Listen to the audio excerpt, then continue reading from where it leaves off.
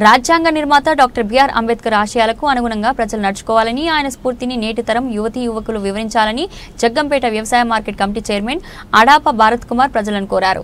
తూర్పు గోదావరి జిల్లా గోకవరం మండలం కామరాజుపేట గ్రామంలో భారతరత్న డాక్టర్ బిఆర్ అంబేద్కర్ గారి 134వ జయంతి వేడుకలు అంబేద్కర్ యూత్ ఆధ్వర్యంలో ఘనంగా నిర్వహించారు. ఈ కార్యక్రమానికి ముఖ్య అతిథులుగా జగ్గంపేట వ్యవసాయ market committee chairman Adapa Bharat Kumar, గ్రామ సర్పంచ్ అడాప వెంకట్రావు, పిడుం గంగారావు పాల్గొన్నారు. పతాకాంక్ష చేస్తా ఉన్నారు. అలాగే గోపాల పెద్దబాబు గారు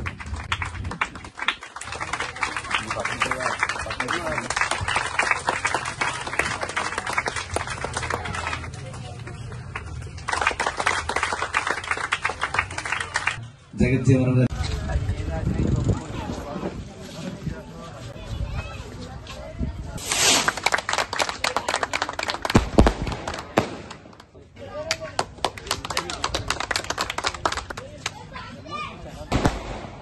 फोटो लोड रहे अपने घर पे आप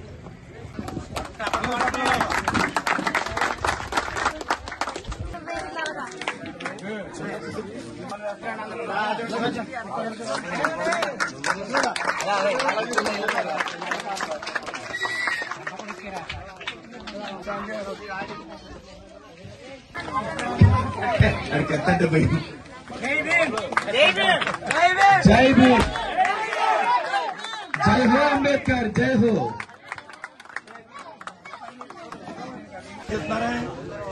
మన మనిషి అందరూ ఇస్తున్నట్టు నాతో సహా. కానీ మరి మన మనిషి అన్నప్పుడు మరి ఆయన అడుగుజాడలో నడిచేవాళ్ళు ఎంతమంది చేయలేదు. ఏదైతే మనం ఆయన అడుగుజాడలో నడిచామో ఆయనకి నిజమైన వాళ్ళు అప్పుడు అర్పించినప్పుడు చెప్తే మనం దండలేసాం లేకపోతే కేకులు కట్టేస్తున్నాం అనేది అయితే ఆయన ఏ రోజు కోరుకోలేదు. ఏంటంటే ఆయన ఎలాగైతే చివరి కుగ్రామంలో మధ్యప్రదేశ్ అంటే అక్కడ పెద్ద ఈ రోజుకి కూడా మధ్యప్రదేశ్ అనేది డెవలప్ అవ్వలేదు స్టేట్. ఇప్పటికి కూడా అక్కడ మన రాష్ట్రంగా డెవలప్ అవ్వలేదు.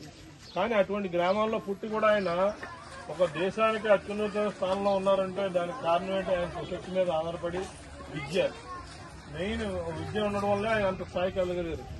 అది మీరందరూ గ్రహించి రాబోయే కాలంలో మీరందరూ కూడా మీ పిల్లలందరినీ కూడా భవిష్యత్తులో ఉన్నతమైన స్థానాలు చదివించాలంటే నేర్పించాలంటే విద్య మెయిన్.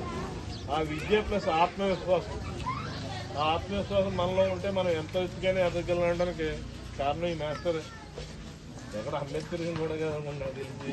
ఎందుకంటే మా చిన్నప్పుడు మేము బాగా చిన్నవాళ్ళు, నేను 4వ తరగతి 3వ తరగతి టైంలోనే ఈయన తాడికొండ రెసిడెన్షియల్ స్కూల్ అని అప్పటికే ఉమ్మడి రాష్ట్రంలో ఒక స్కూల్ ఉండేది. నాగార్జున సాగర్, తాడికొండ రెండే ఉండే అనుకుంటాను.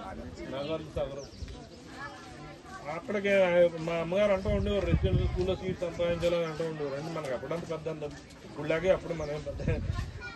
కానీ ఆయన అప్పట్లో ఈయన అందులో సెలెక్ట్ అయ్యారు. కానీ పక్క పిల్లలు వెళ్తుంటే చూసి వాళ్ళు తీర్థం కదా వెళ్ళినప్పుడు అస్రాజ్ మాస్టర్ అబ్బాయి అంట ఈ నాగార్జున సాగర్ రెసిడెన్షియల్ స్కూల్లో సీట్ వచ్చిందంట.